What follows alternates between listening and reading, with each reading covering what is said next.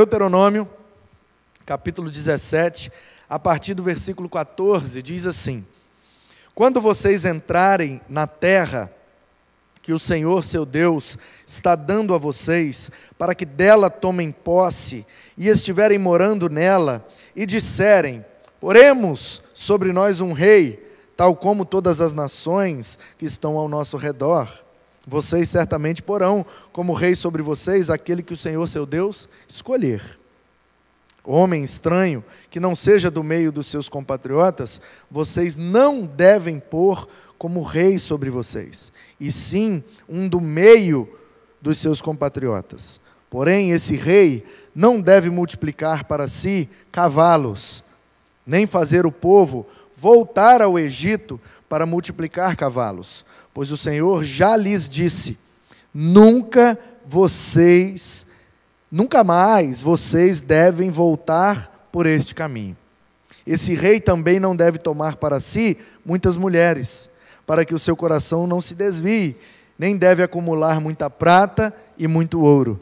Também, quando se assentar no trono do seu reino, mandará escrever um livro, uma cópia desta lei, feita a partir do livro que está com os sacerdotes levitas. O rei terá esse livro consigo e nele lerá todos os dias da sua vida, para que aprenda a temer o Senhor, seu Deus, a fim de guardar todas as palavras desta lei e esses estatutos para os cumprir. Ele fará isso para que o seu coração não se exalte sobre os seus irmãos e não se desvie do mandamento, nem para a direita, nem para a esquerda. Assim, prolongará os dias no seu reino, ele e os filhos dele, no meio de Israel. Amém. Esse capítulo é muito rico, muito precioso, e ele traz para nós essas questões. Primeiro, a questão da idolatria, e nós trabalhamos a adoração. Depois ele traz a questão dos julgamentos de questões difíceis, e aí a gente trabalhou a liderança na perspectiva da submissão. E agora ele traz o assunto do líder. O líder. Deus está dizendo assim: olha, quando vocês entrarem na terra, quando vocês estiverem de fato habitando em Canaã, eu sei que vocês vão querer um rei, porque todas as nações ao redor têm um rei. Olha que coisa linda.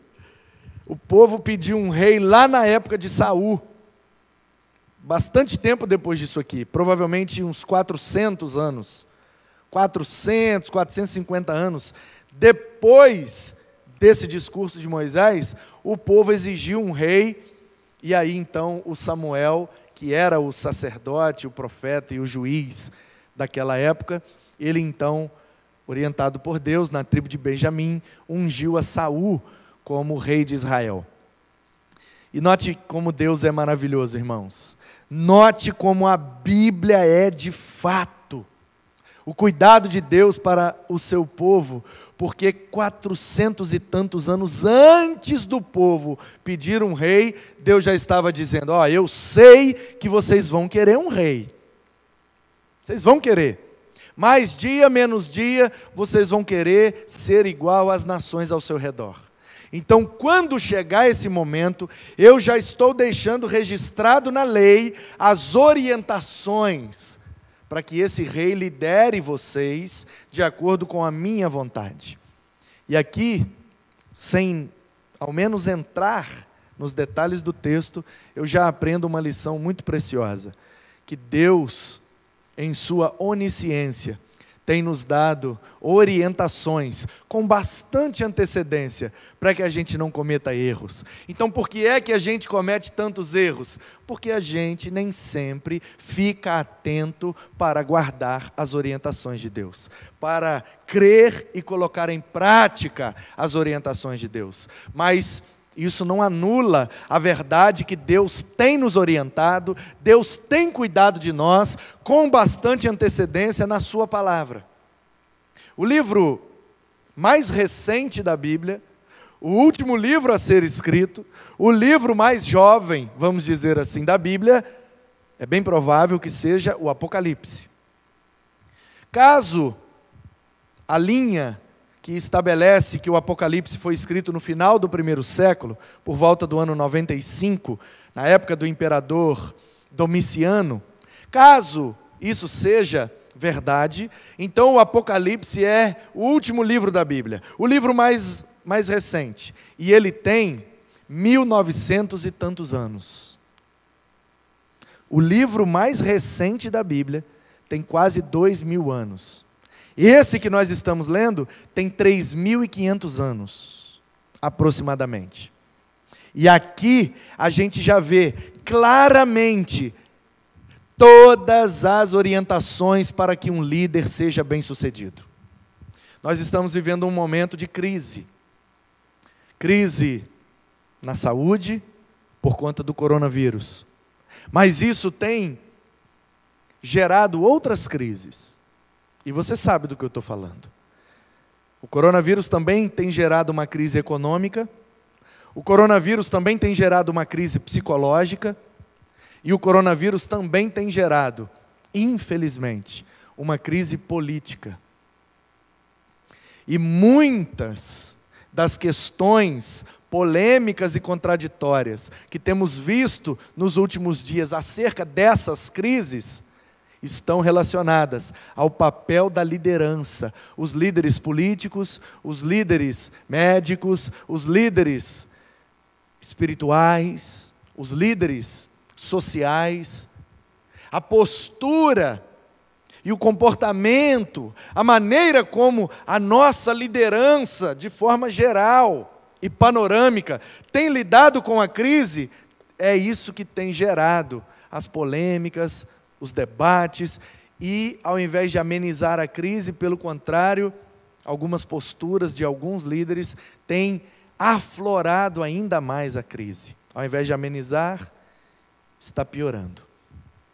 E aí a gente vê aqui orientações muito claras com relação aos líderes. Aqui está chamando de rei, porque é o contexto da época. Os líderes das nações eram chamados de os reis das nações. E quando eram líderes de regiões, eram chamados de príncipes, porque reinavam naquelas regiões abaixo de um imperador ou de um outro rei, aí eram chamados de príncipes.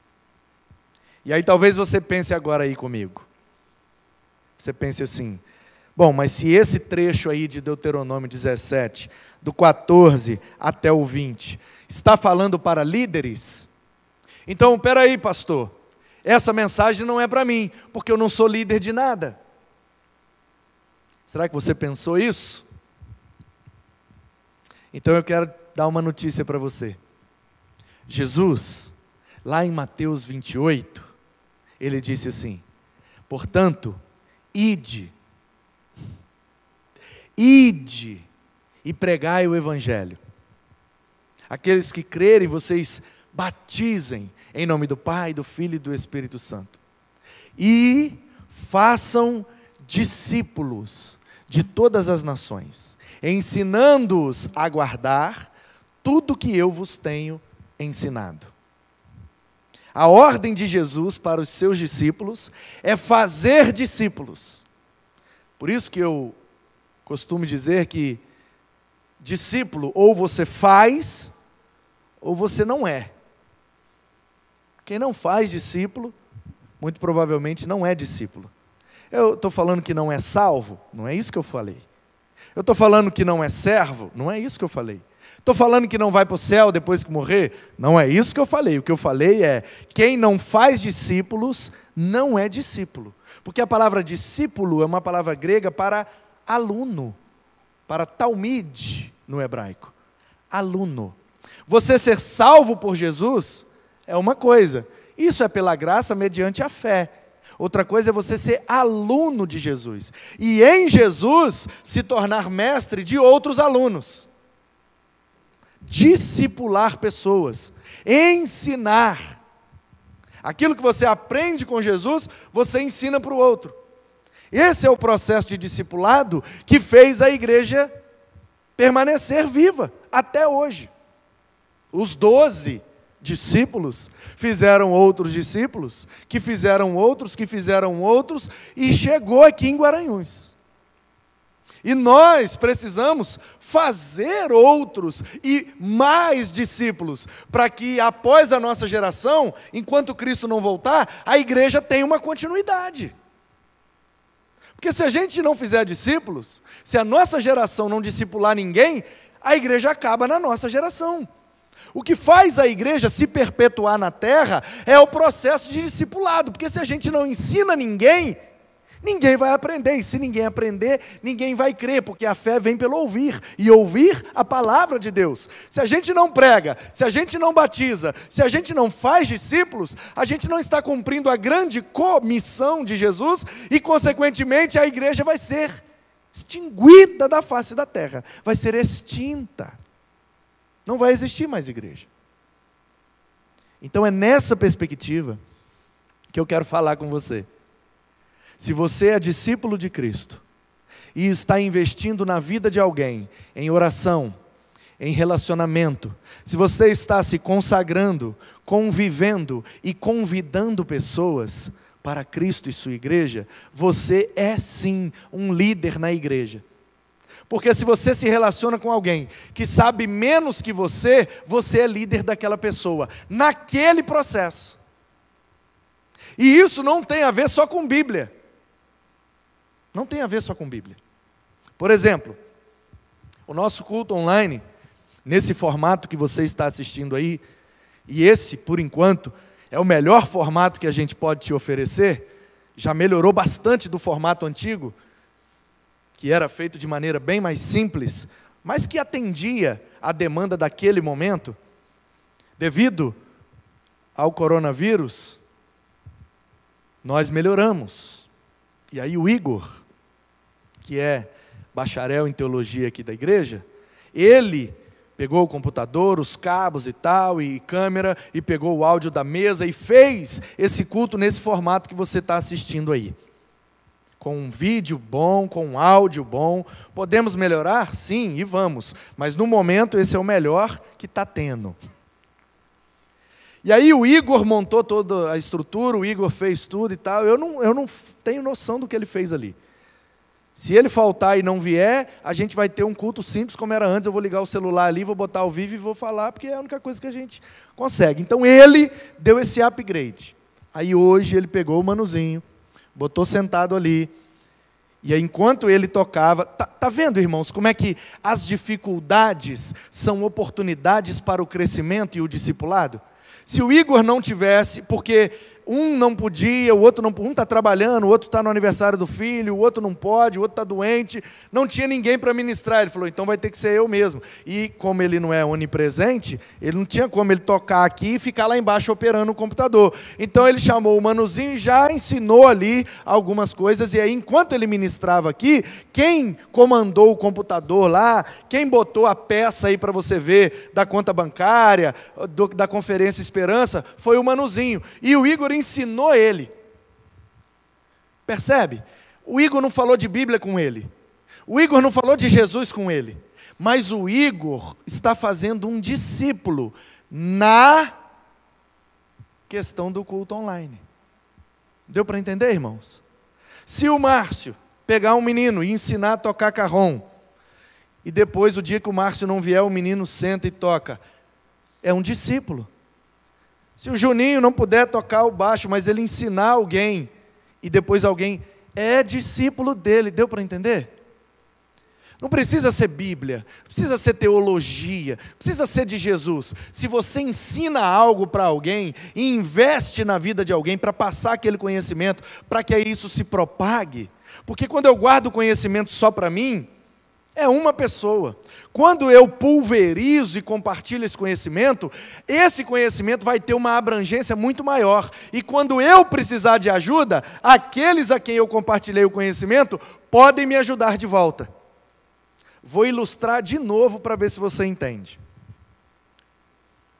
Há um tempo atrás, o meu telefone, que estava comigo já há quase 3 anos, e era um ótimo aparelho, atendia a minha demanda. Porém, ele era somente de 64 gigas. E aí a memória dele estava enchendo direto, porque é muito WhatsApp, muita mensagem, muita coisa. muito slide, muito livro, muito arquivo, e muita foto, e vídeo, e tal, e tal, e tal. Eu apagava tudo que podia, e daqui a pouco ele enchia tudo de novo, enfim. E aí, eu não percebi, mas quando eu fui trocar de aparelho, eu não lembrei de fazer um backup, de salvar os arquivos. E aí, quando eu já estava passando a minha conta para o outro aparelho, e troquei de marca, então trocou de sistema operacional, algumas coisas não davam para migrar de um para o outro, e quando eu voltei para o outro, falei, eu vou perder tudo, já estava resetando e não tinha como voltar. E aí eu perdi todos os livros, todos os slides, tudo relacionado ao Instituto Bíblico Guaranhuns. Porque nós temos aqui na igreja um seminário de teologia, chamado Instituto Bíblico Guaranhuns, temos alunos aqui presenciais, mas as aulas são publicadas no nosso canal do YouTube, e todos têm acesso, e a gente oferece gratuitamente o conteúdo, a gente disponibiliza o material, e também os exercícios, as avaliações, para que no final do curso, caso seja aprovado, o aluno, lá onde estiver, possa receber o certificado no formato EAD, Educação à Distância. Tudo de graça. É só ir lá no nosso canal do YouTube, na playlist Instituto Bíblico Guaranhuns, já tem lá acho que 27 ou 28 aulas, já tem o Antigo Testamento inteiro, já tem o Novo Testamento inteiro, e já tem 3 ou 4 aulas de teologia sistemática. Tem a introdução, revelação, bibliologia e teontologia. Tudo de graça, tudo à vontade, para abençoar mesmo. Aí agora, pensa comigo, quando eu troquei de telefone, eu reparei que eu tinha perdido todos os arquivos. Aí o que é que eu fiz? Chamei os alunos do Instituto Bíblico presenciais, que são daqui, a maioria é membro da igreja, mas tem membros de outras igrejas também. Eu tenho uma lista de transmissão com eles, onde a cada aula eu vou compartilhando com eles os slides e o material que eu usei, um livro, uma apostila e etc. Quando eu perdi tudo de um aparelho para o outro, se esse conhecimento tivesse só comigo, eu teria perdido tudo. Mas como eu compartilhei com eles, aí eu fui e mandei uma mensagem para todos eles assim, gente, troquei de telefone e perdi tudo. Vocês podem me mandar os slides e os materiais do Instituto Bíblico? Começou a chover arquivo no meu telefone e eu recebi tudo de volta. Por que é que eu não perdi o conteúdo? Porque eu compartilhei. Todas as vezes que eu quero guardar tudo para mim, eu perco. E todas as vezes que eu compartilho, eu ganho. É isso que Jesus queria ensinar, quando ele disse que aquele que quiser guardar a sua vida, perdê-la-á. Mas aquele que a entregá-la por amor de mim, ganhá-la-á. É simples assim. Portanto, se você compartilha algo com alguém, você tem um conhecimento, você tem um arquivo, você tem algo com você que ninguém ao seu redor tem, e você compartilha com alguém, automaticamente, naquele assunto, naquele momento e naquele restrito relacionamento, você se colocou como líder daquela pessoa. Então essa mensagem, que fala aqui nesse contexto, especificamente dos líderes políticos da nação, os reis, eu gostaria de extrair aqui algumas lições espirituais para a nossa vida cristã, porque se eu estou fazendo um discípulo, embora eu não seja líder formal na igreja, eu não sou líder de nenhum ministério, eu não faço parte do conselho, da diretoria, mas se eu estou discipulando alguém, se eu estou criando o meu filho, eu sou líder dele, se eu tenho alunos, eu sou líder deles. Deu para entender, irmãos? Todos aqueles que a gente se relaciona para ensinar algo, para compartilhar algo, automaticamente a gente se torna líder deles, referência na vida deles. Então, as orientações aqui para os líderes políticos, os reis, servirão de base para orientar a nossa vida, porque no reino de Deus, em algum aspecto e em alguma profundidade, todos somos líderes. Uns com mais abrangência e mais profundidade e intensidade, outros com menos. Mas se somos discípulos e estamos no processo de fazer discípulos, em alguma medida, somos todos líderes. E aí veja bem as instruções. Quando vocês entrarem na terra e disserem, poremos sobre nós um rei, tal como todas as nações ao nosso redor. Olha a parte B dessa frase. Tal como todas as nações ao nosso redor. E foi exatamente isso que aconteceu lá nos dias de Samuel. O povo reclamou com Samuel, todo mundo tem um rei, só nós que não temos. Aí o Samuel ficou deprimido, ficou chateado, ficou triste. E foi orar e foi se derramar diante de Deus. Aí ele falou, ó Senhor, o povo está me rejeitando, eles não querem eu como líder. E Deus respondeu para o Samuel, fica calmo Samuel, não tem nada a ver com você. O problema deles é comigo. Não é que Israel não tenha um rei. Eu sou o rei de Israel.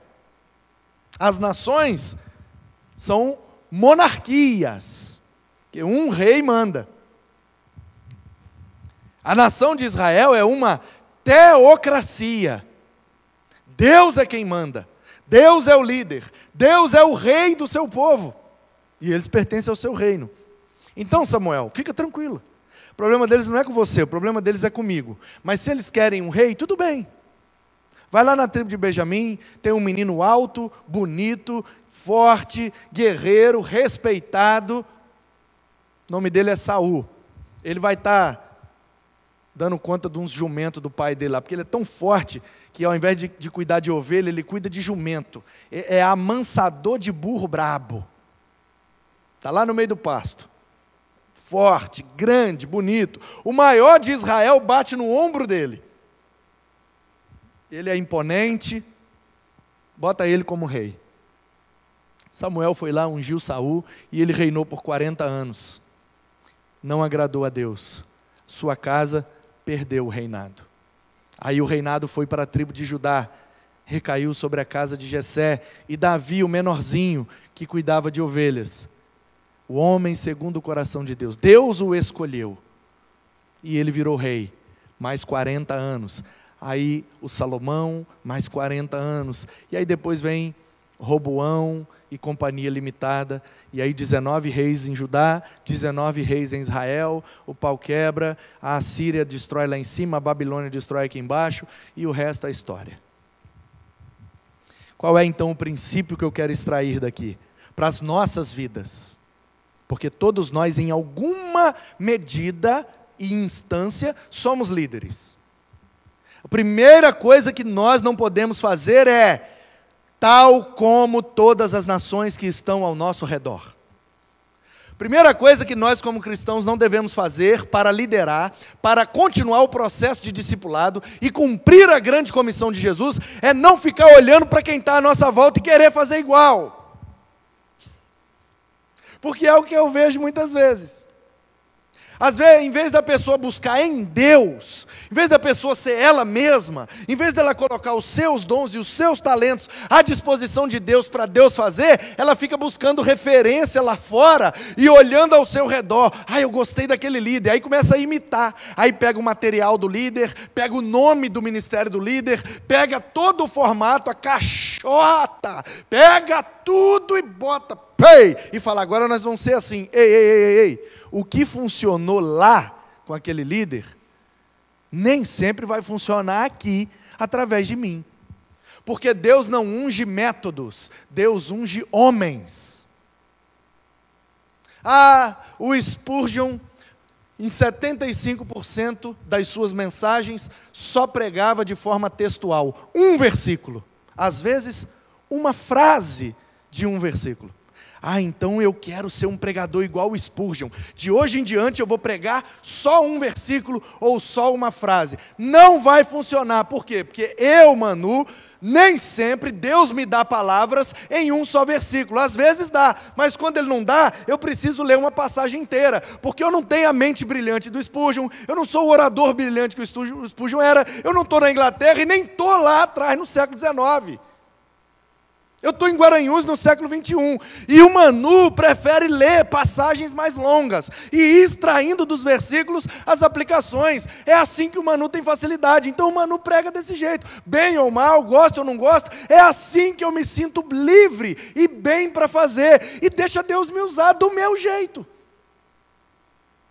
Às vezes é bênção, às vezes nem tanto, fazer o quê? Então nós não podemos, como cristãos, ficar olhando ao nosso redor e buscando referência para imitar. Foi isso que o povo fez. Ah, a gente quer ter um rei porque todo mundo tem. Olha só. Aí vem aquela clássica frase da nossa mãe, que dizia: se todo mundo pular da ponte, você pula também?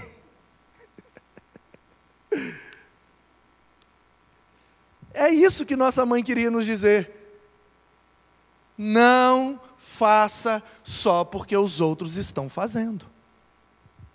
Ah, nós precisamos ter tal coisa, porque na igreja tal tem e lá foi top, então vamos fazer. Não, nem sempre. Nem sempre. Não, porque fulano é um homem de Deus, e ele ora 6 horas da manhã todo dia. Aí qual é a esparrela, qual é o equívoco, qual é a ilusão que a gente cai? Então se eu orar todo dia 6 horas da manhã, eu vou ser igual a ele. Não vai! Porque essa é a característica dele. Essa é a convicção dele. Ele achou, no estilo dele, uma maneira de ser produtivo, orando todo dia 6 horas da manhã. Eu tenho que procurar a minha maneira, o meu estilo, o meu jeito, e não ficar imitando os outros. Para de olhar as nações que estão ao redor. Olhe para dentro de você. Olhe para dentro da sua casa, da sua comunidade. O que é que você tem nas mãos? O que é que você tem nas mãos? Faça. Onde você está, floresça. Onde Deus te plantou, frutifique. Ah, no dia que eu tiver tal coisa, no dia que tal coisa acontecer, no dia, aí a gente fica viajando na maionese, cheio de utopias. Quando nós tivermos essa realidade, aí sim eu vou fazer de maneira produtiva. Meu querido, se você não faz o melhor que você tem com o que você tem nas mãos, nunca você vai ter o melhor nas mãos para fazer do jeito que você quer. Isso me faz lembrar, eu já ia pular para o próximo texto aqui, para acabar a mensagem, mas eu lembrei de um negócio aqui, eu vou te falar. Me lembrei da vida de Sansão. Eu nem preparei isso, eu nem estudei isso, eu nem ia falar isso. Mas presta atenção num negócio aqui, ó, para você ver. Sansão, é Juízes, a partir do capítulo 14, né? Aliás, 13? 13, 14, no 14 ele se casa. Aí olha só, Sansão foi a Tímina, estou lendo Juízes 14, e achou uma mulher lá dos filisteus, quis casar com a mulher, o pai dele falou: não mexe com esse povo que é problema. Aí ele insistiu, problema. Mas o detalhe que eu quero te mostrar é o seguinte: se você quiser, confia em mim, eu estou lendo aqui, ou se você quiser abrir para conferir, é melhor ainda. Seja como os de Bereia, confere se é assim mesmo que está escrito. E aí, ó, será que a mulher entre as filhas dos seus pais, o pai e a mãe dele, no versículo 3, orienta ele a não casar com a menina. Seu pai e sua mãe não sabiam que isto vinha do Senhor, pois este procurava ocasião contra os filisteus, porque naquele tempo os filisteus dominavam sobre Israel. Sansão foi com seu pai, papapá, pegou o favo nas mãos, onde estava seu pai e sua mãe, e Sansão, última frase do versículo 9 de Juízes 14, Sansão não lhes contou que havia tirado o mel do corpo do leão. Aqui já foi o primeiro erro de Sansão. Eu preciso te lembrar que Sansão era nazireu, Nasriel, separado para Deus, consagrado a Deus, nazireu. É um voto que está lá no livro de Números. Esse voto tinha que ter 3 coisas, 3 características. Quem fazia o voto de nazireado não podia 3 coisas: cortar o cabelo, isso aí a gente sabe, ele era cabeludão, ok. Mas tinha outros 2, não podia tocar em cadáver e não podia beber bebida forte. Sim, Sansão foi derrotado, não é porque ele deixou cortar o cabelo, é porque ele quebrou o voto. E a primeira coisa que ele quebrou foi aqui, ó. Aí o pai de Sansão foi à casa da mulher, versículo 10. E Sansão deu ali um banquete, como os moços costumavam fazer. Juízes 14:10. Sansão deu uma festa de casamento do jeito que os filisteus e o povo ao seu redor dava. Ah, vamos dar uma festa de casamento? Então vamos todo mundo chapar o coco e vamos fazer o festão. Todo mundo não faz a festa assim? Nós vamos fazer assim também. Aí, a partir do versículo 10, mostra o chamado enigma de Sansão. Ele chapou o coco e já ficou fazendo graça. Do forte, do que come, saiu comida. Do forte, saiu doçura. O que é o que é? O que ele estava querendo dizer? Ele estava dizendo, eu, do defunto de um leão, peguei um favo de mel e comi. Ele tinha quebrado o seu primeiro voto. O peso era tão grande na sua consciência que ele ficou fazendo enigma para ver se alguém descobria. Ninguém descobriu. Aí ele tocou no cadáver, ele bebeu bebida forte e depois, por último, permitiu que cortasse o seu cabelo. Por isso ele foi derrotado, porque ele quebrou o seu voto, que tinha 3 aspectos. E aí, voltando aqui para o povo, qual foi o erro de Sansão? Deu um banquete conforme costumavam fazer os moços. Eu não tenho que fazer conforme o costume da minha época, eu tenho que fazer de acordo com a orientação de Deus. Ah, mas todo mundo faz. Aí é a outra frase clássica da mãe, você não é todo mundo. Não podemos querer algo tal como todas as nações que estão ao nosso redor. Não podemos querer imitar os outros para ter o que os outros têm. Não é assim que funciona. E aí continua. Esse rei, verso 16, versículo 16. Esse rei não deve multiplicar para si cavalos, nem fazer o povo voltar para Egito para multiplicar. Não deve tomar para si muitas mulheres, para que o seu coração não se desvie. Nem deve acumular muita prata e muito ouro. Aí você vai lá para a carta de Paulo a Timóteo e a Tito, que são as cartas pastorais de Paulo. Quais são as orientações que Paulo dá para os pastores das igrejas primitivas? Não pode ser dado ao vinho, não pode ter mais de uma mulher, e não pode ser ligado às riquezas. Os mesmos conselhos. Por quê? Porque quando Deus estabelece princípios na sua palavra, esses princípios são atemporais, imutáveis. No tempo e no contexto de Moisés, a orientação foi essa. No tempo e no contexto de Paulo, a orientação foi a mesma. Porque quando Deus nos dá princípios, os princípios são imutáveis. Muda o contexto, muda a cultura, muda tudo, mas o princípio de Deus não muda. Se nós mudarmos os princípios, estamos prontos para cair. A gente pode mudar a embalagem, mas o conteúdo é imutável. E para encerrar, quando se assentar no trono, versículo 18, mandará escrever num livro uma cópia desta lei, feita a partir do livro que está com os sacerdotes levitas. 19. O rei terá esse livro consigo, e nele lerá todos os dias da sua vida, para que aprenda a temer o Senhor, o seu Deus, a fim de guardar todas as palavras desta lei e estatutos para os cumprir. Amém. Você entendeu? Primeiro, não devemos imitar quem está à nossa volta, fazer conforme o costume deles. Segundo, não devemos buscar os prazeres desse mundo. Muita mulher, muito cavalo, muito ouro, muita prata. Isso aí é o início da nossa queda. Mamon não pode governar a nossa vida, só Jeová. E terceiro, não podemos deixar de ser orientados por este livro escrito. O rei deve ter uma cópia do livro da lei para meditar todo dia e guardar essas orientações.